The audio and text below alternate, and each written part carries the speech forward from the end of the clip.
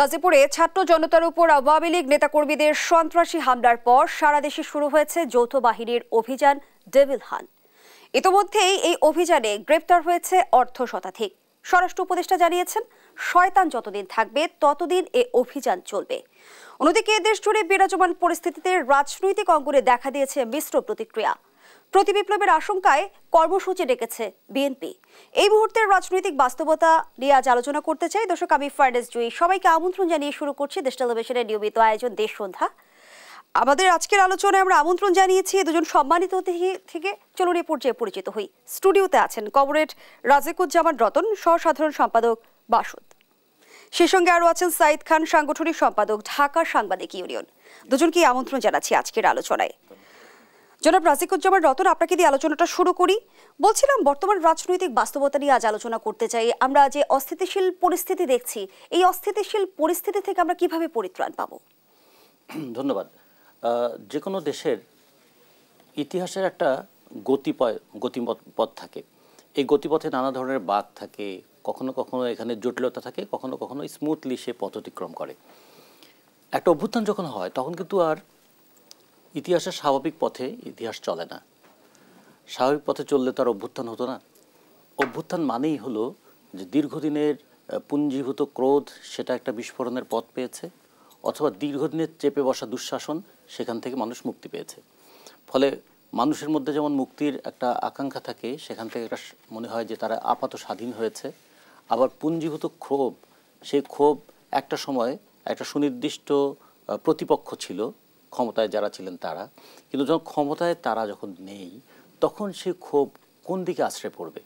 কারণ আজকে সকালে আমরা যদি প্রেস ক্লাবের দিকে তাকিয়ে দেখি, প্রেস ক্লাবে হাজার হাজার মানুষ বিক্ষোভ করছে। একদল বিক্ষোভ করছে যে যারা এই ছোট ছোট চপ্পল তৈরি করে তাদের উপর যে ভ্যাট আরোপ করা হলো, তাহলে এই ক্ষুদ্র শিল্পটা কিভাবে টিকে থাকবে। ফলে তারা এসেছে তাদের দাবিতে। আর একদিকে শিক্ষকরা এসেছে, ৬,০০০ শিক্ষক নিয়োগ পেয়েও নিয়োগ পাচ্ছে না, এরকম অনিশ্চয়তাকর পরিস্থিতিতে পড়েছে। তারা আসছে, তাদের তাহলে জীবনের নিরাপত্তা কী?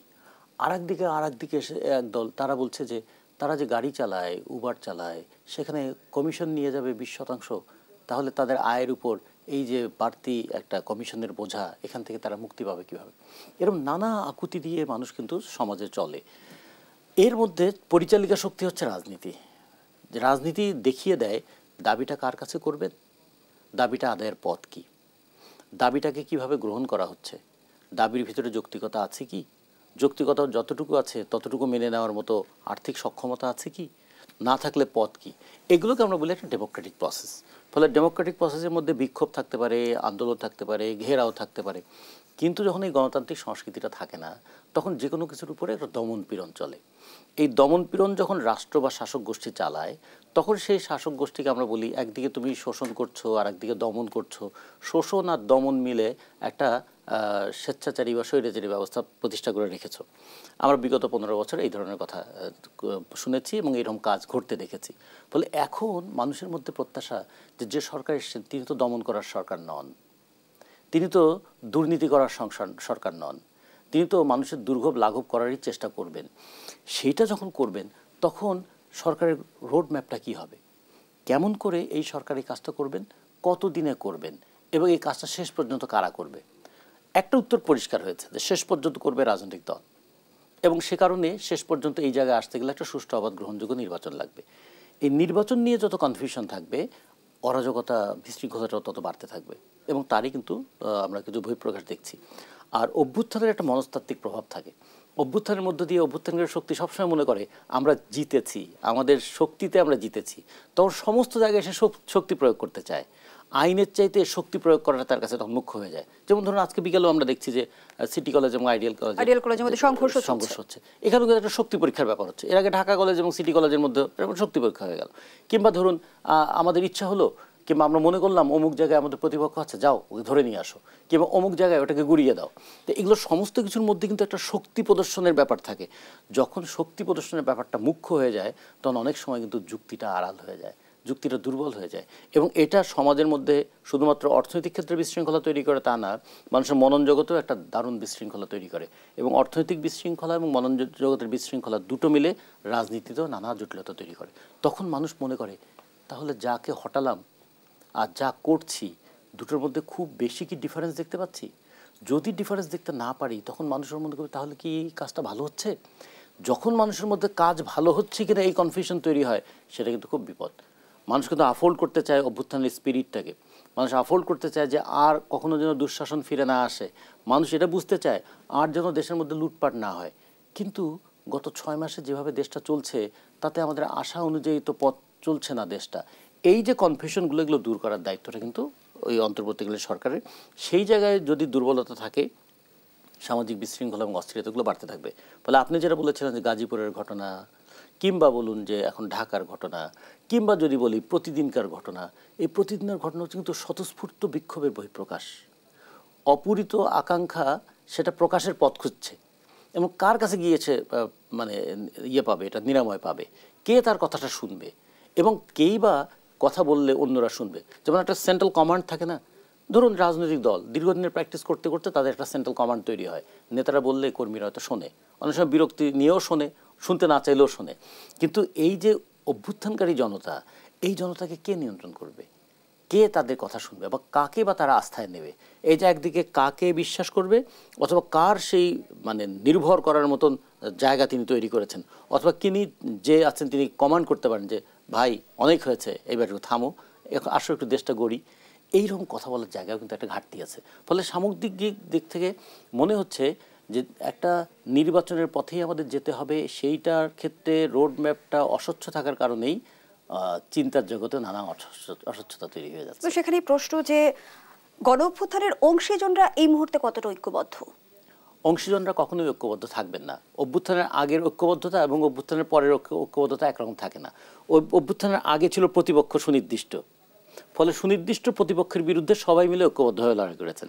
এখন তো সেই প্রতিপক্ষ নাই, ফলে এখন কিন্তু আর আগের মতো ঐক্য ভাবলে চলবে না। স্বার্থের সমীকরণেই কি আমরা বিভাজন দেখছি? স্বার্থের সমীকরণ না, সরাসরি চিন্তার পার্থক্যের কারণে কেউ ভাবছেন দেশটাকে এভাবে পরিচালনা করলে ভালো হবে, কেউ ভাবছেন দেশটাকে ওভাবে পরিচালনা করলে ভালো হবে। তার মানে আমরা তো অভ্যুত্থানের মধ্য দিয়ে এই চিন্তা করার, বিনিময় করার, মত প্রকাশের প্রচারের একটা স্বাধীনতার জায়গায় তৈরি করে দিয়েছি। ফলে এগুলো তো হবেই, যে চিন্তাগুলো অবরুদ্ধ ছিল সেগুলো বেরিয়ে আসবে। ফলে সেগুলোকে বেরিয়ে আসলে সেগুলো চর্চা করার জায়গা কোথায়? চর্চা করার জায়গা দুইটা, একটা হচ্ছে রাজপথ, আর হচ্ছে নির্বাচন। রাজপথেও তারা যেমন তাদের যুক্তির কথাটা বলবে, আবার আমরা যেমন এই টকশোতেও মাঝে মাঝে কিছু বলি, কিন্তু এটা হচ্ছে কি 2-4 জন বলে, বেশিরভাগ মানুষ শোনে। কিন্তু যখন মানুষ রাস্তায় নামে তখন হাজার হাজার মানুষ রাস্তায় নামে, তখন যারা নামে তারাও কিন্তু তাদের অব্যক্ত কথাগুলো রাস্তায় বলতে চায়। এই বলা এবং বলানোর দায়িত্ব কার? রাজনৈতিক দলের। বলছে জনগণ, কিন্তু শোনার দায়িত্বটা কার? শোনার দায়িত্ব ক্ষমতায় আছে। আগের মতন যদি সরকার, আওয়ামী লীগের সরকার থাকতো, তাহলে হতো কি এই সরকারের বিরুদ্ধে মানুষের ক্রোধ থাকতো। এখন এই অন্তর্বর্তীকালীন সরকারকে তো বলছে তো আমাদেরই সরকার, ফলে তার বিরুদ্ধে তো ক্ষোভ প্রকাশ করতে পারছে না। ক্ষোভ প্রকাশ করতে পারছে না বলে তাহলে এটার মানে নিবৃত্তি হবে কিভাবে, সে পথটাও খুঁজে পাচ্ছে না। এই জন্যই বলা হয় যে কোনো অভ্যুত্থানের পরে, আমি এটুকু বলে শেষ করি, যে কোনো অভ্যুত্থানের পরে দেখবেন খুব দ্রুততম সময়ে একটা নির্বাচন হয়ে যায়। 69-এর অভ্যুত্থানের পরেও নির্বাচন হয়েছে, 90-এর অভ্যুত্থানের পরেও কিন্তু নির্বাচন হয়েছে। মানে নির্বাচনের করার মধ্য দিয়ে একটা আইনগত বৈধতা সম্পন্ন সরকার আসে। আর অভ্যুত্থানের সরকার হচ্ছে নৈতিক সরকার। আইনগত বৈধতা নাই, কিন্তু তার একটা নৈতিক শক্তি আছে, যে লক্ষ কোটি মানুষের সমর্থন নিয়ে এই সরকার আছে। ফলে নৈতিক ভিত্তি আছে, তার রাজনৈতিক গ্রহণযোগ্যতা তৈরি করতে হবে, এবং সেটা তৈরি করতে গেলে একটা নির্বাচনের মধ্যে দিয়ে আসতে হবে। এই জায়গায় আমরা মনে করি মাঝে মাঝে মনে একটু ভুল হয়ে যাচ্ছে আমাদের। অভ্যুত্থানকারী শক্তির মধ্যে অনেক ধরনের প্রবণতা আছে। কেউ মনে করছেন যে নির্বাচন যত দেরিতে করা যায় তত ভালো, কেউ কেউ বলছেন যে নির্বাচন দ্রুততম সময়ে করে একটা দায়িত্বশীল সরকারকে ক্ষমতায় আসতে দেওয়া উচিত, কেউ কেউ বলছে এই অভ্যুত্থান নয়, এরপরে আরেকটা অভ্যুত্থান করতে হবে, মানে অভ্যুত্থানকে আরেকটা অভ্যুত্থান দিয়ে রিপ্লেস করতে হবে, তার মানে আরেকটা পরিস্থিতি তৈরি করো। এরকম নানা প্রবণতা এই জন্য সমাজে আমরা দেখতে পাচ্ছি। আমরা যে বিশৃঙ্খলা দেখছি, যে অনৈক্য দেখছি, সেখানে আসলে আমরা সমন্বয় কিভাবে করব, সে আলোচনায় ফিরবো পরবর্তী অংশে। ধন্যবাদ জানাচ্ছি কমরেড রাজুজ্জামান রতন। সাইদ খান, বিশ্লেষকরা বলছেন এমন পরিস্থিতি চলতে থাকলে বাংলাদেশেও তিউনিশিয়ার মতো দীর্ঘমেয়াদী অস্থিতিশীলতা দেখা দিতে পারে। যেমনটি রাজুজ্জামান রতন সুস্পষ্টভাবে বলেছে যে নির্বাচনের সমাধান, আপনিও কি তেমনটি মনে করেন কিনা? ধন্যবাদ জয়ী। আমি রতন ভাইয়ের সাথে শেষ দিয়ে শুরু করতে চাই। সেটি হচ্ছে যে গণ অভ্যুত্থান ছিল আসলে গণমানুষের চাওয়া, এবং এই গণমানুষের চাওয়া ছিল বলেই কিন্তু গণমানুষের একটি সরকার প্রতিষ্ঠিত হয়েছে, যে সরকার সব মানুষের, সব রাজনৈতিক দলের কথা শুনবে এরকম একটা প্রত্যাশা নিয়ে কিন্তু তাদেরকে সমর্থন দিয়ে বসিয়েছিল। কিন্তু এখন রতন ভাই যেটি বললেন যে স্বার্থের দ্বন্দ্ব না, আমি এখানে স্বার্থ তো অবশ্যই আছে, প্রত্যেকটি রাজনীতির একটি স্বার্থ থাকে, একটি ডেস্টিনেশন থাকে। সেই জায়গায় রাজনৈতিক দলগুলো এখন তো তাদের নিজস্ব স্বার্থ হাসিলের জন্য চেষ্টা করবেই, এটি খুবই স্বাভাবিক, এটিকে প্রতিযোগিতা, এক ধরনের প্রতিযোগিতা। আগামী নির্বাচন যেটি রতন ভাই বললেন যে গণ অভ্যুত্থান পরবর্তী পৃথিবীর সব দেশেই বা বাংলাদেশেও এর আগে 2টি অভ্যুত্থান হয়েছে, সেই অভ্যুত্থান পরবর্তী সময় দ্রুত একটি নির্বাচনের মাধ্যমে জনগণের সরকার প্রতিষ্ঠিত হয়েছে। আমি ওই জায়গাটিতে বলবো সেটি হচ্ছে যে দ্রুত সময়ের নির্বাচনের এক ধরনের যৌক্তিকতা আছে এবং এটি হওয়া অত্যন্ত জরুরি ছিল, যেটি আমরা পারিনি। সেটি হচ্ছে কি, এই গত 15 বছরে এই বাংলাদেশের জনগণের সাথে কিন্তু রাষ্ট্রের সম্পর্কটি ফ্যাসিবাদী সরকার ভেঙে দিয়েছিল। তার মানে এই রাষ্ট্রটি জনগণের ছিল না। জনগণ তার রাষ্ট্র বুঝে নেবার জন্য ফ্যাসিবাদী সরকারের বিরুদ্ধে কিন্তু নানানজন নানানভাবে নানান প্ল্যাটফর্মে আন্দোলন করেছে, কথা বলবার চেষ্টা করেছে, কেউ টকশোতে বলেছে, কেউ রাজপথে বলেছে। বাট ফ্যাসিবাদী সরকারের বিরুদ্ধে চূড়ান্ত লড়াইয়ে এখানে কিন্তু কোনো আদর্শিক লড়াই ছিল না, এটি ছিল এক ধরনের নৈতিক লড়াই। সেই নৈতিকতার যে ঐক্য সেটি ছিল আমাদের জাতীয় ঐক্য, কিন্তু সেই ঐক্য এখনও আমাদের আছে। আমরা কিন্তু দিন শেষে সবাই এই ফ্যাসিবাদের বিরুদ্ধে বলছি, কিন্তু আগামী নির্বাচনে কে সরকার গঠন করবে, কে বিরোধী দল হবে, এটি নিয়ে আমাদের মধ্যে এই রাজনৈতিক দলগুলোর মধ্যে এক ধরনের দূরত্ব তৈরি হয়েছে এবং এখন এই দূরত্ব প্রকাশ্য রূপ নিচ্ছে দ্বন্দ্বে। এই দ্বন্দ্বের অবসান ঘটানোর দায়িত্ব কিন্তু এই সবার সম্মিলিত যে সরকার, সেই সরকারের উচিত ছিল প্রথমেই রাষ্ট্র সংস্কার, অবশ্যই একটি দীর্ঘমেয়াদী প্রক্রিয়া, সংস্কার করবে এবং সংস্কার করা একেবারে টু দি পয়েন্টে, যে জনগণ যাতে এই রাষ্ট্রের সাথে সম্পর্ক স্থাপন করতে পারে, পুনঃস্থাপন করতে পারে, সেই পথটি সুগম করা। সেটির মাধ্যম হচ্ছে ভোট এবং এই ভোটের জন্য অন্তর্বর্তীকালীন সরকার, প্রফেসর ইউনূস সরকারের উচিত ছিল, তারা আগস্টে দায়িত্ব নিয়েছেন, তারা সেপ্টেম্বর, অক্টোবর বা নভেম্বরে যদি তারা এক ধরনের রূপরেখা, যে সেটি হতে পারে 1.5 বছর 2 বছর পরে তারা নির্বাচন করবেন, বাট একটা সুনির্দিষ্ট লক্ষ্য যদি স্থির করে দিতে পারতেন, তাহলে কিন্তু এত প্রত্যাশা নিয়ে মানুষ রাস্তায় নামতো না। আজকে আমরা দেখি যে গত 6 মাসে বাংলাদেশে এই অন্তর্বর্তীকালীন সরকার প্রায় 187টি আন্দোলনের 187 বার ঢাকার রাস্তা বন্ধ হয়েছে। তার মানে 6 মাসের মধ্যে 2 দিন বাদে প্রত্যেক দিনই কিন্তু কোনো না কোনো দাবিতে কোনো না কোনো রাজপথ বন্ধ হয়েছে। এত দাবি কেন? এগুলো দাবি না, এগুলো কিন্তু প্রত্যাশা। প্রত্যাশা ছিল যে শেখ হাসিনা সরকার পতনের পর তারা স্বাভাবিকভাবে তাদের যে অধিকার, সেই অধিকার ফিরে পাবে। প্রকারান্তে কিন্তু তারা পায়নি সেই অধিকার। আমরা দেখছি যে আজকে বাজারে আপনি বলছেন প্রত্যাশা, কিন্তু জনদুর্ভোগকে হাতিয়ার হিসেবে নিয়ে আসলে দাবি বাস্তবায়নের এক ধরনের চেষ্টা দেখছি। এটিকে আমি হাতিয়ার হিসেবে দেখছি না। পৃথিবীর সকল আন্দোলন মানে একটা মানি না, আমারটা মেনে নাও। সুতরাং সে একটা জিনিসের বিরোধিতা করতে গেলে আপনার কিন্তু আর একটা জিনিস মেনে নিতে হবে। এটি জনদুর্ভোগ, এই জনগণই তো তাদের সুবিধা আদায়ের জন্য রাস্তায় নেমেছে। তার মানে এটিকে দুর্ভোগ হিসেবে না দেখে আমি মনে করি এটি যৌক্তিক, যদি হয়, যতটুকু যৌক্তিক হয়, সেটি যদি সরকারের যারা দায়িত্বশীল তারা যদি আলোচনা করতেন এবং সমাধানের পথ খুঁজতেন, নিশ্চয়ই 187 বার রাজপথ বন্ধ হতো না। এবং আজকে যারা এই যে রতন ভাই বললেন যে প্রেস ক্লাবের সামনে পাদুকা শ্রমিকরা আন্দোলন করছেন, হ্যাঁ, এরকম চা বাগানের শ্রমিকরাও আন্দোলন করতে দেখেছি। আমরা দেখেছি যে দলিল লেখক সমিতি আন্দোলন করছেন, নানান সমিতি। এগুলো কিন্তু গত 15 বছর ধরে মানুষ বলতে পারেনি তাদের অধিকারের কথা। সেই 5 আগস্ট কিন্তু আমরা আমাদের অধিকার প্রতিষ্ঠা করবার জন্য একটি রাষ্ট্র পাবো বলে আমরা, আমাদের সন্তানেরা, আমাদের সহকর্মীরা প্রাণ দিয়েছে। সুতরাং আমরা 6 মাসে যেহেতু পাইনি বা পাবো কিনা এরকম কোনো নিশ্চয়তা এই সরকার দিতে পারছেন না। আর রাষ্ট্রের সাথে রাজনীতির একটা দারুণ সম্পর্ক আছে। আপনি যদি রাজনৈতিক সরকার বা রাজনৈতিক রাষ্ট্র রাখতে চান, সেক্ষেত্রে রাষ্ট্র পরিচালনার দায়িত্ব দিন শেষে ঘুরে ফিরে সেই রাজনৈতিক দলগুলোর হাতেই কিন্তু দিতে হবে আপনাকে। সেটি আপনি 6 মাস পরে দেন, 6 বছর পরে দেন, কিন্তু আপনি তো স্থায়ীভাবে এভাবে থাকতে পারবেন না। যদিও আপনি জনপ্রত্যাশিত, জনসমর্থিত, কিন্তু আপনি কিন্তু ভোটের সরকার না। আপনার উপরে আপনি কিন্তু জনগণের ম্যান্ডেট নিয়ে বসেননি, আপনি মানুষের আবেগের উপর থেকে প্রতিষ্ঠিত সরকার। আবেগ খুব বেশি সময় থাকে না, যতক্ষণ ভালোবাসা থাকে ততক্ষণ আবেগ কাজ করে। ভালোবাসা যখনই শেষ হয়ে যায়, যখন পাওয়া না পাওয়ার হিসেব নিকেশের সময় আসে, তখন কিন্তু আর আবেগ কাজ করে না, তখন বিবেকের তাড়নায় মানুষ রাজপথে নামে। আপনি যেটিকে বললেন যে জনদুর্ভোগ, এটি আমি বলবো জন আকাঙ্ক্ষা পূরণে এই সরকার আমি বলবো অধিকাংশ ক্ষেত্রেই ব্যর্থ হয়েছে। এবং এই ব্যর্থতার দায় কিন্তু কোনো রাজনৈতিক দল নেবে না, কারণ এটি রাজনৈতিক অ্যাফিলিয়েশন এই সরকারের নেই। এবং শুধু অ্যাফিলিয়েশন না, রাজনৈতিক দলগুলোর সাথেও কিন্তু এক ধরনের দূরত্ব তৈরি হয়েছে। আগামী নির্বাচনের যে রোডম্যাপ দিতে পারেনি, এক ধরনের ধোঁয়াশা কাজ করছে। এখানে রাজনৈতিক দলগুলো তাদের নিজস্ব এজেন্ডা নিয়ে, নিজস্ব নীতি নৈতিকতার উপরে দাঁড়িয়ে বা তাদের আদর্শের উপরে দাঁড়িয়ে তারা তাদের রাজনীতিটি চর্চা করছেন। সুতরাং এখানে আগামী নির্বাচনের ইস্যুতে বা নির্বাচন ইস্যুতে রাজনৈতিক দলগুলো ঐক্যমত হওয়ার কোনো মিনিমাম স্পেস আমি দেখি না, কারণ সবগুলো রাজনৈতিক দল একই আদর্শের না, একই পথের না, একই মতের না। এখানে দ্বিমত থাকবে, এটি কিন্তু প্রতিযোগিতা, এটি প্রতিযোগিতা। গণঅভ্যুত্থানের 6 মাস পরে এসে প্রতিবিপ্লবের আশঙ্কা করছে বিএনপি, সেটি কেন? আমি সেই প্রশ্ন আপনার কাছে রেখে যেতে চাই। একটা বিরতির সময় হয়েছে। দর্শক, দেশ সন্ধ্যার এই পর্যায়ে একটা বিরতি নিচ্ছে, সাথেই থাকুন।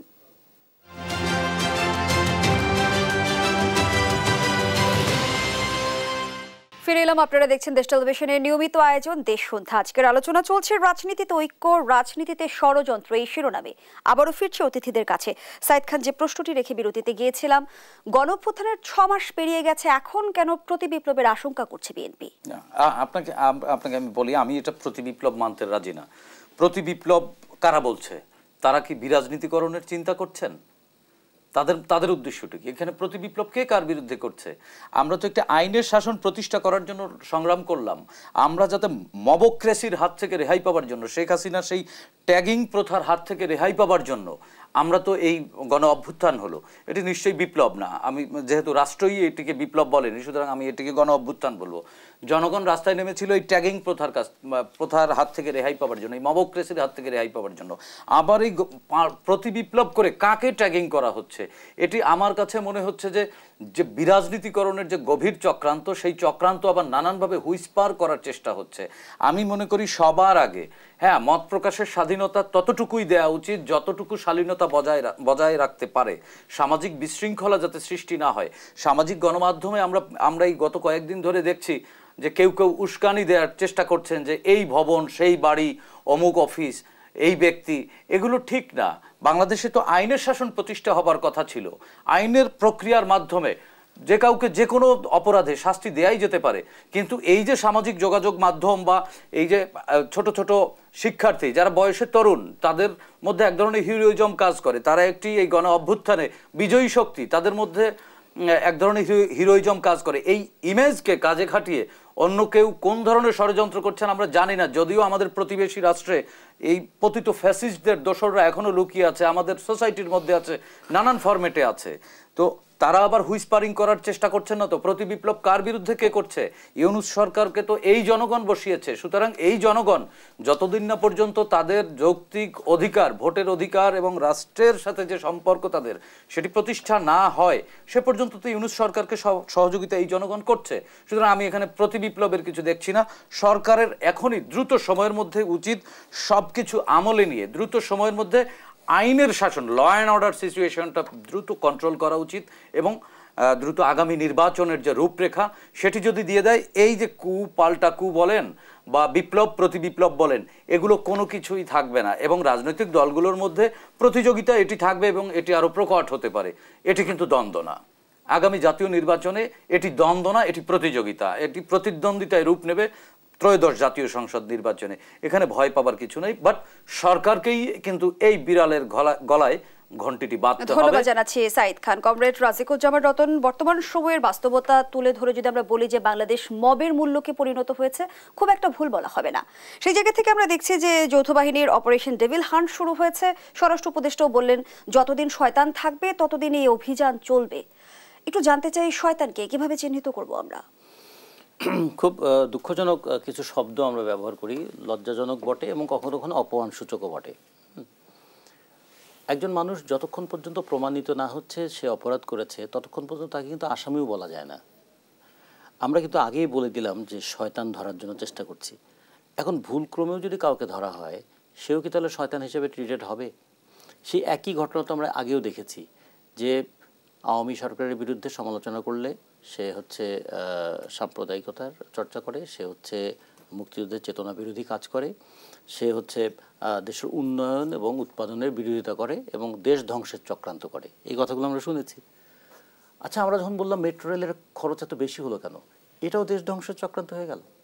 আমরা যখন বললাম যে টানেলটা যে তৈরি হলো টানেল তৈরি হয়ে এর আউটপুট কি হবে, এগুলো কি দেশ ধ্বংসের চক্রান্ত? কিংবা যদি বলে যে গ্যাসের দাম বা বিদ্যুতের দাম এত বাড়ে কেন, কিংবা বাজারে তেল পাওয়া যায় না কেন, চিনির দাম অস্বাভাবিক বাড়ে কেন, ভরা মৌসুমে কেন ধানের দাম বাড়ে, অথবা কৃষক তার ফসলের দাম পায় না কেন, বাজারে ঢাকার বাজারে 20 টাকা যে সবজি, কৃষক কেন সেই সবজি 2 টাকায়ও বিক্রি করতে পারে না? এগুলো প্রশ্ন করা কি কখনো ষড়যন্ত্র? এগুলো প্রশ্ন করা কি দেশ ধ্বংস? এগুলো প্রশ্ন করা কি দেশের স্থিতিশীলতা নষ্ট? কিন্তু আমাদেরকে এরকম ট্যাগিং করা হয়েছে যে আপনারা উন্নয়ন দেখছেন না, আপনারা শুধু আছেন সরকারের সমালোচনা করতে। এখনও যদি মানুষ সেই কথাগুলোই শুনতে থাকে তাহলে কি হবে?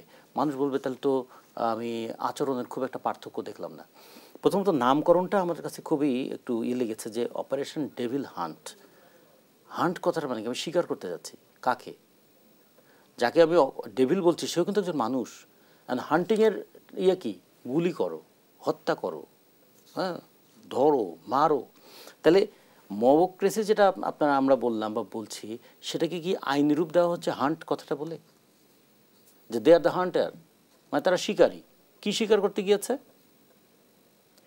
যদি এরকম হতো যে তারা অরাজকতা দূর করার জন্য একটা আমাদের বাহিনী সমস্ত দিক থেকে নেমেছে, সোসাইটিকেও একদিকে তারা যুক্ত করছে যে দেখুন এই অরাজকতা আলটিমেটলি দেশের অর্থনীতি নষ্ট করে, দেশের ভাবমূর্তিটাও নষ্ট করে, এবং সবচেয়ে বড় কথা আমাদের দেশের যে সামাজিক ভারসাম্য আছে সে ভারসাম্যটাও শেষ করে দেয়।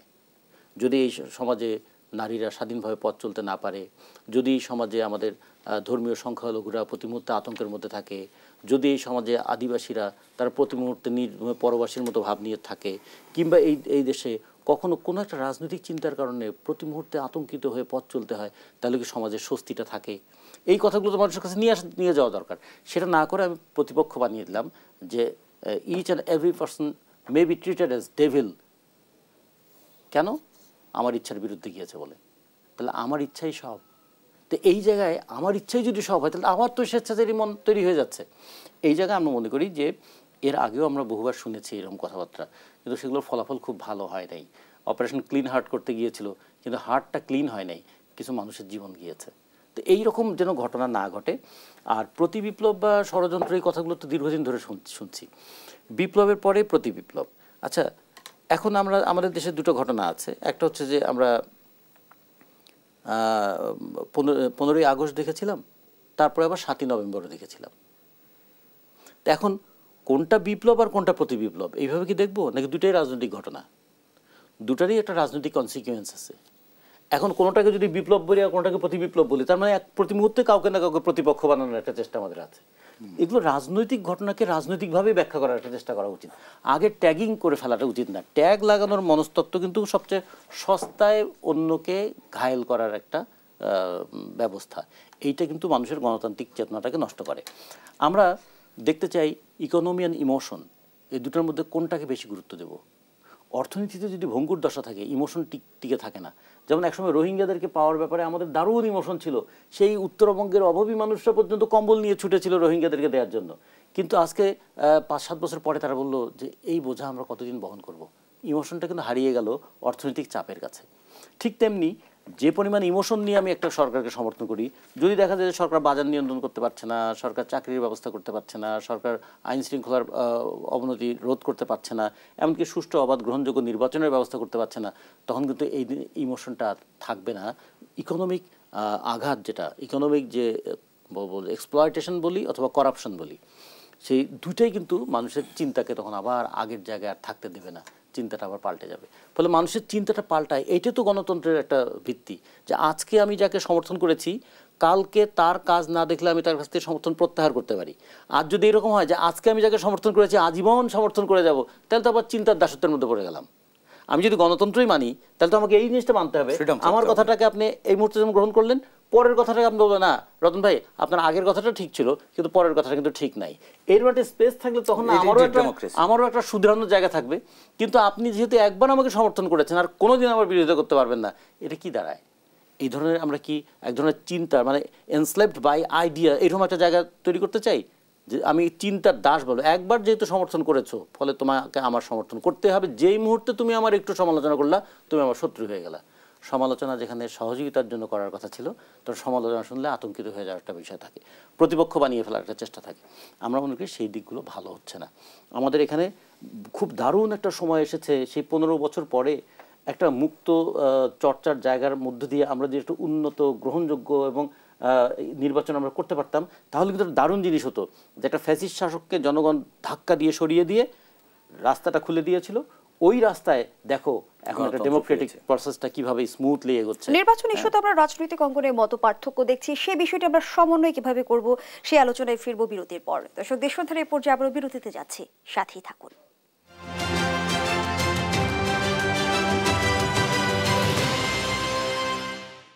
আবারও আমন্ত্রণ, আপনারা দেখছেন দেশ টেলিভিশনের নিয়মিত আয়োজন দেশ সন্ধ্যা। আমরা আবারও ফিরছি আলোচনায়। জনাব রাজিকুজ্জামান রতন, যে প্রশ্নটি আপনার কাছে ছিল, সাম্প্রতিক সময় আমরা দেখেছি এক বিদেশি গণমাধ্যমকে প্রধান উপদেষ্টা জানিয়েছেন এবছরের শেষ নাগাদ নির্বাচন হতে পারে। কিন্তু আমরা যদি বাস্তবতা তুলে ধরে দেখছি যে একটি পক্ষ মনে করছে দ্রুত নির্বাচন হলে তারা বেনিফিশিয়ারি হবে, আবার অন্য একটি পক্ষ ভাবছে যে নির্বাচন বিলম্বিত হলে তারা বেনিফিশিয়ারি হবে। সমন্বয়টা কিভাবে হবে? আসলে প্রশ্নটা বেনিফিশিয়ারি এভাবে না ভাবাই উচিত।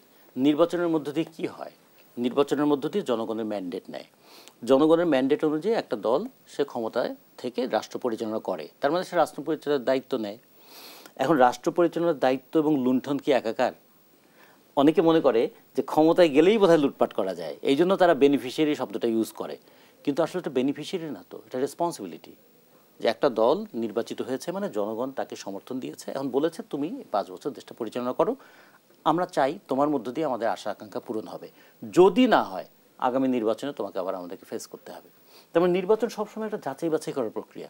কিন্তু আমরা নির্বাচনের সঙ্গে এই যে ক্ষমতায় যাওয়া এবং ক্ষমতায় থাকার সঙ্গে বেনিফিট পাওয়া, এগুলো এমনভাবে যুক্ত হয়ে গেছে আমাদের দীর্ঘদিনের রাজনীতিতে, যে কারণে দেখা যায় যে ক্ষমতায় গেলে আলাদিনের চেরাগ পেয়ে যায়, সম্পদ, অপরিসীম সম্পদের মালিক হয়ে যায়। এমনকি যিনি হয়তো মেট্রিক পরীক্ষা দেওয়ার সময় অন্যের সহযোগিতা নিয়ে পরীক্ষার ফি দিয়েছেন, কিংবা কেউ হয়তো ইলেকশনের টাকা জোগাড় করবার জন্য নানাজনের কাছ থেকে চাঁদা নিয়েছেন, তিনি শত কোটি, হাজার কোটি টাকার মালিক হয়ে যান। মানুষ তখন বলে ক্ষমতার সঙ্গে আসলে সম্পদের একটা বোধহয় দারুণ সম্পর্ক আছে, ক্ষমতা থাকলেই সম্পদ বাড়ে আর সম্পদওয়ালারাই ক্ষমতায় থাকে। এই জায়গা থেকে আসলে দেশটাকে তো আমরা মুক্ত করতে চেয়েছিলাম বলেই আমরা গণ অভ্যুত্থানে ছিলাম।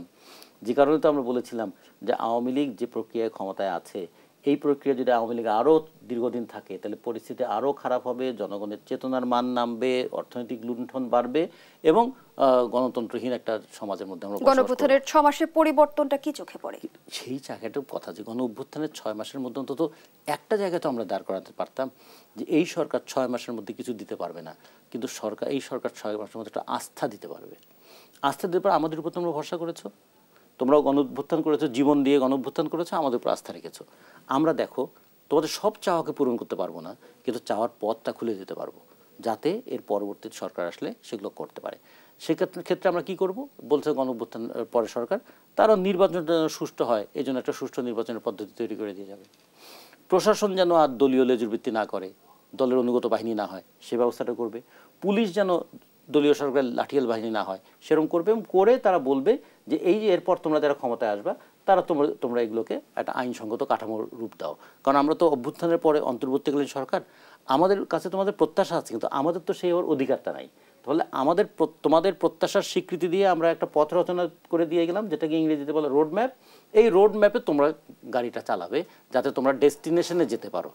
কিন্তু আমরা শুরুতেই দেখলাম এমন একদল প্রবণতা তৈরি হলো, বিরাজনীতিকরণ প্রক্রিয়া। রাজনৈতিক দলগুলো কিচ্ছু করেনি, রাজনৈতিক দলগুলো শুধু দেশের ক্ষতি করে। এবং এমন একজন উপদেষ্টা তো বলেই ফেললেন যে প্রত্যেকটা রাজনৈতিক দলের মধ্যেই ফ্যাসিজম লুকিয়ে আছে। তাহলে এগুলো বলার মধ্য দিয়ে কি হলো যে অন্তর্বর্তীকালীন সরকার এবং দেশের রাজনৈতিক দলগুলো তাদের মধ্যে একটা প্রচণ্ড মত পার্থক্য, শুধু না মতবিরোধের জায়গা তৈরি হলো। আমরা বললাম এটা ঠিক ছিল না, এটা ঠিক নয়। এবং সাম্প্রতিক সময় আমরা দেখলাম যে সরকারের নিরপেক্ষতা নিয়েও প্রশ্ন উঠছে। ফলে যদি ক্ষমতায় যিনি থাকবেন তিনিই যদি নির্বাচন পরিচালনা করেন তাহলে কি দাঁড়াবে? আবার তো নির্বাচন ম্যানিপুলেশনের সেই আশঙ্কাটাই তৈরি হবে। যে কারণে তো বলা হয়েছিল যে অন্তর্বর্তীকালীন সরকারকে এই জায়গাটা তৈরি করতে হবে যাতে তত্ত্বাবধায়ক সরকারের অধীনে নির্বাচনের বিধানটা তৈরি হয়। এখন যারা উপদেষ্টা আছেন তারাই যদি দল গঠন করেন এবং তারা দল গঠন করে যদি আবার নির্বাচনে অংশগ্রহণ করেন, তখন তো প্রশ্নটা উঠতেই পারে যে আপনি সরকারে থেকে যদি নির্বাচন করেন তাহলে নির্বাচন কি প্রভাবিত হওয়ার ঝুঁকির মধ্যে থাকে না? এই প্রশ্নটা তো করতেই পারে। এই প্রশ্নটা করা তো অন্যায় নয়। এই প্রশ্নটাগুলো তো অ্যান্সার করতে হবে যে হ্যাঁ, আমরা নিরপেক্ষতার সর্বোচ্চ জায়গা রক্ষা করব, যাতে যে 2014 সালের নির্বাচনকে আপনারা গ্রহণ করেন নাই, যে 2018 সালের নির্বাচনকে দিনের ভোট রাতে করতে হয়েছে বলে আপনারা বলেছিলেন, 2024 সালে যে আমিরাবি নির্বাচন হয়েছিল বলে সেটাকে প্রত্যাখ্যান করেছেন, এই ধরনের নির্বাচন বাংলাদেশে আর হবে না। এই কথাটা তো দৃঢ়তার সঙ্গে বলতে হবে। সেই দৃঢ়তার সঙ্গে বলার আমরা লোক পাচ্ছি না, দেখছি না, অথবা সেরকম কোনো সিস্টেম এখনও পর্যন্ত দাঁড়ায় নাই, যে কারণে মানুষের মধ্যে একটা কনফিউশন তৈরি হয়। এই যে সময় নেওয়া হচ্ছে, এটা কি সংস্কারের জন্য না দল গোছানোর জন্য? নিজের পছন্দের দলটাকে গুছিয়ে তুলে তারপরে কি নির্বাচনে যাবেন? যদি নিজের দলের পছন্দের দলকে মানে আমি গুছিয়ে তুলে নির্বাচনে যাই, তাহলে তো মানুষের মধ্যে আবার ওই সন্দেহটা তৈরি হতে পারে। তাহলে এটা কি আপনারা নিজেদের ইচ্ছাকেই আইনি রূপ দিতে চান? নিজের ইচ্ছাকে আইনি রূপ দেওয়ার জন্য নির্বাচনকে ব্যবহার করতে চান? পার্লামেন্ট একটা আইনসভা, ওই আইনসভায় যারা যাবেন তারা আইন তৈরি করবেন। তার মানে আমার পছন্দের লোককে আমি পার্লামেন্টে আনতে চাই। এগুলো কিন্তু দীর্ঘদিন দেখেছে তো। আইয়ুব শাসন দেখেছে এই ভূখণ্ডের মানুষ, এরশাদের শাসন দেখেছে এই ভূখণ্ডের মানুষ, এমনকি নির্বাচনের নামে ফ্যাসিজম দেখেছে এই দেশের মানুষ। ফলে মানুষ কিন্তু অনেকটা ঘরপড়া গরুর মতো। তারা কিন্তু নানা যখন ওই দিগন্তে লাল লাল আভা দেখলেই সে কিন্তু আতঙ্ক বোধ করে, এটা কি আগুনের আভা নাকি সূর্যোদয়ের পূর্বাভাস? ধন্যবাদ জানাচ্ছি কমরেড রাজিকুজ্জামান রতন। সাইদ খান, এমন আশঙ্কার কথা কিন্তু বিএনপির ভারপ্রাপ্ত চেয়ারম্যান তারেক রহমানও বলেছে যে সংস্কারের কথা বলে ষড়যন্ত্র হচ্ছে কিনা দেখতে হবে। রাজনৈতিক দলগুলোর আমি যদি আস্থার জায়গায় আসি, সেখানে আমরা এখনো দেখছি দ্বিধা রয়েছে, সংশয় রয়েছে, সন্দেহ রয়েছে, কেন? ধন্যবাদ। সেটি হচ্ছে যে রাজনৈতিক দলগুলোর মধ্যে তো আস্থাহীনতা দেখা দেবেই। এই গণ অভ্যুত্থানে তো রাজনৈতিক দলগুলো একেবারে প্রত্যক্ষভাবে মাঠে ছিল, এবং রাজনৈতিক দলের প্রচুর কর্মীদেরকে আমরা শহীদ হতে দেখেছি এবং পদধারী নেতাদেরকেও শহীদ হতে দেখেছি, মরতে দেখেছি। সুতরাং এই রাজনৈতিক দলগুলোর মধ্যে এক ধরনের কিন্তু প্রত্যাশা তৈরি হয়েছিল, প্রত্যাশা জন্ম নিয়েছিল, এবং সেই প্রত্যাশার বহিঃপ্রকাশ ছিল এই সরকারকে রাজনৈতিক দলগুলো সমর্থন দিয়েছিল। সেখানে বড় রাজনৈতিক দল এই মুহূর্তে আওয়ামী লীগ যেহেতু পালিয়ে গেছে, বড় রাজনৈতিক দল হিসেবে বিএনপির কিন্তু এক ধরনের বড় ধরনের সাপোর্ট এই সরকার পেয়েছে। এবং এই সরকারের কাছে প্রত্যাশা ছিল কি, এটি শুধুমাত্র বিএনপির না, এটি আমার মতো সাধারণ নাগরিক যারা রয়েছে, রতন ভাইয়ের মতো যারা সাধারণ মানুষ রয়েছেন, আমাদেরও প্রত্যাশা ছিল যে এই সরকার অন্তত সুষ্ঠু একটি পথ তৈরি করতে পারবে। সেখানে রাজনৈতিক দল হিসেবে বিএনপির ভারপ্রাপ্ত চেয়ারম্যান জনাব তারেক রহমান যে কথাটি বলেছেন, যে সন্দেহ সংশয় প্রকাশ করেছেন যে এক ধরনের ষড়যন্ত্র, আমি এটিকে ষড়যন্ত্র বিরোধিতা তো করতে পারছি না। ষড়যন্ত্র তো থাকতেই পারে, তিনি তো সন্দেহ করবেনই, কারণ এক ধরনের প্রত্যাশা নিয়ে তো তিনি সমর্থন দিয়েছেন। এবং আমি বলতে শুনেছি তাকে, উনি অনেকগুলো সভা সমাবেশে বলেছেন যে এই অন্তর্বর্তীকালীন সরকার যদি হেরে যায় তাহলে বাংলাদেশের বড় ক্ষতি হয়ে যাবে, এবং এই অন্তর্বর্তীকালীন সরকারকে সর্বাত্মক সহযোগিতা করবার জন্য ওনার দলের নেতাকর্মীদেরকে নির্দেশ দিয়েছেন, এবং নেতাকর্মীরা যদি কোনো বিশৃঙ্খলা করেছে তাদের বিরুদ্ধে কঠোর হস্তে দমন করতেও আমি দেখেছি। সেই জায়গায় তাদের প্রত্যাশা ছিল কি, যে দ্রুত সময়ের মধ্যে একটি নির্বাচনী রূপরেখা আপনারা ঘোষণা করেন, এবং সেই অনুযায়ী সেটি টেন্টেটিভ ডে, তারা যেইভাবে ডেটটা সিলেক্ট করবে সেই ডেটই তো এই রাজনৈতিক দলগুলোর প্রত্যাশা ছিল। এবং সাধারণ মানুষের প্রত্যাশা ছিল কি, এই সরকারের হাত ধরে তাদের জীবনে স্বস্তি ফিরবে। সাধারণ মানুষের কিন্তু সেই স্বস্তি ফেরেনি। আমরা যখন বাজারে যাই প্রত্যেক দিন, এখনও কিন্তু আমাদের হাঁসফাঁস খেতে হচ্ছে। আমরা দেখছি যে চালের দাম কমার কথা, গরিবের রাজনীতি শুরু হয় কিন্তু ভাতের প্লেট থেকে, বাজারের ব্যাগ থেকে। আর এই দেশের কিন্তু এখনও 80% মানুষ বাজারের ব্যাগ কেন্দ্রিক রাজনীতির সাথেই জড়িত। সেই প্রত্যাশা কিন্তু এই সরকার পূরণ করতে পারেনি। এখনও কিন্তু আমার ঘর বা আমার বাড়ি চুরি হওয়ার সম্ভাবনা থাকে, এবং প্রচণ্ড রকমের যে মুদ্রাস্ফীতি ছিল সেটি কিন্তু নিয়ন্ত্রণে নিতে এই সরকার এখনও পারেনি। যেই কারণে মধ্যবিত্ত শ্রেণী, যেই শ্রেণীটিকে শেখ হাসিনা একেবারে ভেঙে দিয়েছিল, এই সমাজে অলিগার্ক শ্রেণী এবং হতদরিদ্র, এই দুইটি শ্রেণীতে বিভক্ত করে দিয়েছিল। শোষক এবং শাসিত, এই দুই ভাগে। যেই শোষিত মানুষগুলো, সেই শোষিত মানুষগুলো এই সরকারের উপরে আকাশ সমান প্রত্যাশা রেখেছিল, সেই প্রত্যাশা পূরণে ব্যর্থ হয়েছে। অপরদিকে যে রাজনৈতিক সমর্থন নিয়ে এই সরকার এগিয়ে চলবার কথা ছিল, এবং সেই রাজনৈতিক দলগুলোর এক ধরনের প্রত্যাশা ছিল যে তারা একটি স্বচ্ছ নির্বাচন, রাজনৈতিক দলগুলোর প্রত্যাশাই থাকে নির্বাচন এবং রাষ্ট্র পরিচালনার দায়িত্ব নেয়। রতন ভাই যেটি বললেন, সেখানে সবসময় লুটপাট বা রাজনৈতিক দলগুলো ব্যর্থ হয়েছে, রাজনৈতিক দলগুলো ব্যর্থ হয়নি তো, রাজনৈতিক দলগুলো একটি বাংলাদেশ তৈরি করেছে। 52-র ভাষা আন্দোলন কিন্তু এই রাজনীতির মধ্য থেকে, 69-এর গণ অভ্যুত্থান, 90-এর গণ অভ্যুত্থান, সর্বশেষ 24-এর গণ অভ্যুত্থান, সেটিও কিন্তু রাজনৈতিক দলগুলোরই সৃষ্টি করা প্ল্যাটফর্মের ফলাফল আমরা দেখছি। সুতরাং তারেক রহমান যদি ষড়যন্ত্র দেখেন, সেটি আপনি ষড়যন্ত্র না কি করে প্রমাণ করবেন? সেটি প্রমাণ করার জন্য হলেও তো আপনাদের উচিত একটি দ্রুত রোডম্যাপ ঘোষণা করা, যে আমরা নির্বাচনটি এই 25 সালের ডিসেম্বরে করব বা 26 সালের ফেব্রুয়ারি মাসে, জানুয়ারি মাসে, যে কোনো একটা টেন্টেটিভ ডেতে করব। এবং এর মধ্যে তারা কি কি সংস্কার করবেন সুস্পষ্ট করে, যে আমরা এই 5টা জিনিস বা 10টা জিনিস সংস্কার করব, সেটিও পরিষ্কার করা উচিত ছিল। আপনারা শুধুমাত্র সংস্কার বলে সংস্কার বলে বিলম্ব করছেন, আবার রাজনৈতিক দলের সহযোগিতা চাচ্ছেন। রাজনৈতিক দলের কি সহযোগিতা করবে? তাদের লক্ষ লক্ষ নেতাকর্মী, হাজার হাজার মামলার আসামি, সেই মামলাগুলো কিন্তু এখনো রয়ে গেছে, অধিকাংশ মামলা রয়ে গেছে। হাজার হাজার পরিবারের সদস্যরা তাদের পরিবারের লোকজনের ফেরার অপেক্ষায়, যারা গুম হয়েছে এখনো ফেরেনি, তাদেরও তো ত্যাগ আছে, তাদেরও তো ধৈর্যের একটা লিমিট আছে। এবং রাজনৈতিক দলের শীর্ষ নেতা হিসেবে তারেক রহমান তো যথার্থই বলেছেন যে এক ধরনের ষড়যন্ত্র আছে। ষড়যন্ত্র যদি না থাকে তাহলে রাজনৈতিক দলগুলোর সমর্থন আপনারা নিচ্ছেন না কেন? তাদের সাথে বসছেন না কেন? শুধুমাত্র ছবি তুলে সমর্থন নেওয়া বা ঐক্যমত প্রকাশ করাটা ঠিক না, এটি একেবারে কার্যকর ঐক্যমত, কার্যকর সিদ্ধান্ত নেওয়া উচিত। রাজিকুজ্জামান রতন, আমরা দেখছি যে বাংলাদেশ ভারত কূটনীতির সম্পর্কে আবার উত্তেজনা দেখা দিয়েছে। শেখ হাসিনার বক্তব্যকে ব্যক্তিগত উদ্যোগ বলছে ভারত, দায় মুক্তি পায় কিভাবে? না না, শেখ হাসিনা তো ভারতের মাটিতে অবস্থান করছেন। আচ্ছা ধরুন তো, এক সময় উলফার একজন নেতা বাংলাদেশে ছিলেন, আটকা পড়া ছিলেন, তিনি জেলে ছিলেন। তিনি যদি এখান থেকে কোনো বিবৃতি দিতেন, ভারত সেটাকে কিভাবে নিত?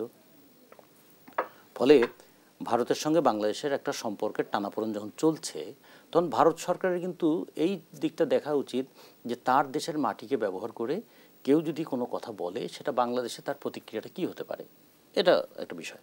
দ্বিতীয়ত, ভারত বলতে পারে যে আমরা তাকে রাজনৈতিক আশ্রয় দিয়েছি, এবং রাজনৈতিক আশ্রয় দেওয়া একজন ব্যক্তি, তিনি তার রাজনৈতিক কর্মকাণ্ড পরিচালনা করলে আমাদের করার কিচ্ছু নাই। ঠিক যেমন করে যদি বলা যায় যে তারেক জিয়াও তো ইংল্যান্ড থেকে কথা বলছেন, কিন্তু কেউ যদি এখন প্রশ্ন করবে তারেক জিয়ার পরিস্থিতি আর শেখ হাসিনার বিষয়টা কি এক? একটা গণ অভ্যুত্থানের মধ্য দিয়ে এই সরকারের পতন এবং পলায়ন হয়েছে। ফলে গণ অভ্যুত্থানের মধ্য দিয়ে মানুষের ক্ষোভ আছে না? ফলে যার প্রতি ক্ষুব্ধ তিনি আবার এই সমস্ত কথা বললে মানুষের মধ্যে তার কি কোনো প্রতিক্রিয়া হতে পারে না? এইটা কিন্তু ভারতের একটা, মনে করবো যে হয়তো ভারত কূটনৈতিক ভাষায়ও কথা বলে নেই, বা কূটনৈতিক ভাষার কথা বলার প্রয়োজনও বোধ করেনি। তারা তো একটা সিদ্ধান্ত নিয়েই নিয়েছেন, ফলে অবস্থান নিয়েই কথা বলছেন। আমার যেটা মনে হয় যে এই ক্ষেত্রে আমাদের বিবেচনা করা উচিত যে বাংলাদেশের জনগণের অন্তত এটুকু খেয়াল রাখা উচিত যে যে মানুষ অভ্যুত্থানের মধ্য দিয়ে একটা ফ্যাসিস্ট সরকারকে পদত্যাগ করালো, সেই মানুষ এখন টিভিতে কি বললো তাতেই কি তাদের সব উল্টে পাল্টে যাবে? নিজেদের প্রতি কনফিডেন্সের এত অভাব কেন? এটাও একটু দেখা। দ্বিতীয়ত, এটাকে কেন্দ্র করে একটা সাম্প্রদায়িক উন্মাদনার পরিবেশ কি দুই দেশের মধ্যে তৈরি হবে, সেটাও দেখা উচিত। কিংবা দেখুন, একটা ছোট্ট ঘটনা আমি বলি, এটার সঙ্গে কতটা প্রাসঙ্গিক আরও একটু বিবেচনা করে বলতে হবে, তারপর না বলে পারছি না। আজকে দিল্লিতে কিন্তু নির্বাচনে বিজেপি জিতলো। তো বিজেপির নির্বাচনে জেতার পেছনে বাংলাদেশ বিরোধী প্রচারণারও একটা বড় হাত থাকতে পারে। কারণ আমরা দেখলাম যে ওখানে যদি আম আদমি এবং কংগ্রেস তাদের যদি জোট হতো, তাহলে কিন্তু বিজেপির নির্বাচনে জেতার কোনো প্রশ্নই ছিল না। হ্যাঁ, ফলে এগুলো কিন্তু খেয়াল করতে হবে যে ভারতের সামনে নির্বাচন আছে, সেই নির্বাচনে ভারত বাংলাদেশ কার্ডটাকে কিভাবে খেলবে। বাংলাদেশে যারা সাম্প্রদায়িক রাজনীতি করতে চায় তারা যেমন ভারত কার্ডটাকে খেলে, ভারত কি সেটা খেলে না? ফলে আমাদের দুই দেশেরই রাষ্ট্রের অন্তত উচিত জনগণের মধ্যেই বিভক্তিটা যেন তৈরি না হয় সে চেষ্টাটা করা। জনগণের মধ্যে একটা গণতান্ত্রিক চিন্তার বিকাশ হোক, বিনিময় হোক, কখনো যেন এক দেশের জনগণকে আর এক দেশের জনগণের প্রতিপক্ষ বানিয়ে না ফেলেন। ফলে এইটা একটু দেখা দরকার। আর সবচেয়ে যে বড় প্রশ্ন, যে রাজনীতিতে পক্ষ প্রতিপক্ষ থাকবেই, কিন্তু পক্ষ প্রতিপক্ষকে ট্যাগ লাগিয়ে যুক্তি করার পথটা যেন কখনো কেউ বন্ধ না করে। আপনার কথা আমার পছন্দ হলো না, সাথে সাথে আপনাকে ট্যাগ লাগিয়ে দিলাম আপনি ফ্যাসিস্টের দোসর। আমার কথা আপনার পছন্দ হলো না, সাথে সাথে আপনি আমাকে ট্যাগ লাগিয়ে দিলেন আমি ভারতের পক্ষে কথা বলছি। তাহলে কী হবে? কেউ তো যুক্তি করতে পারবে না এই দেশে। যুক্তি করতে না পারার পরিবেশটাই কিন্তু একটা দেশে ফ্যাসিজমের মানসিক ভিত্তি তৈরি করে। ফ্যাসিজমের তো অর্থনৈতিক ভিত্তি যেমন থাকে, ফ্যাসিজমের একটা মানসিক ভিত্তিও তো থাকে। চর্চাটা কি? চর্চাটা কাউকে কথা বলতে দেবো না, এইটা বন্ধ হওয়া উচিত। ফলে আসুক না, সব ধরনের কথাই আসুক, বিচার হোক যে গত 15 বছর দেশটা কিভাবে চলেছে, তাকেই গণতন্ত্র বলবো? তাহলে গত বছর যারা 15 বছর যারা দেশ চালিয়েছেন তারা কি দায় নেবেন না? তারা কি বিচারের মুখোমুখি হবেন না? কেন দেশের অর্থনৈতিক দুর্গতি হলো? বলছে যে 28 লক্ষ কোটি টাকা দেশ থেকে বাইরে চলে গেছে, এর দায় কি কেউ নেবে না? আমাদের একজন বিশিষ্ট অর্থনীতিবিদ যিনি এখন দায়িত্বে আছেন তিনি বলছেন আমাদের ব্যাংকগুলো সব ফাঁকা হয়ে গেছে। তিনি কি মিথ্যা কথা বলছেন? যদি তিনি মিথ্যা কথা বলেন এটারও বিচার হওয়া উচিত। আর যদি তিনি সত্য কথা বলেন কিভাবে ব্যাংক ফাঁকা হলো সেটারও বিচার হওয়া উচিত। ধন্যবাদ জানাচ্ছি রাজিকুজ্জামান রতন, ধন্যবাদ জানাচ্ছি সাঈদ খান আপনাকে। দর্শক, এখানেই শেষ করছি দেশ সন্ধ্যার আজকের আয়োজন। ধন্যবাদ এতক্ষণ আমাদের সাথে থাকার জন্য।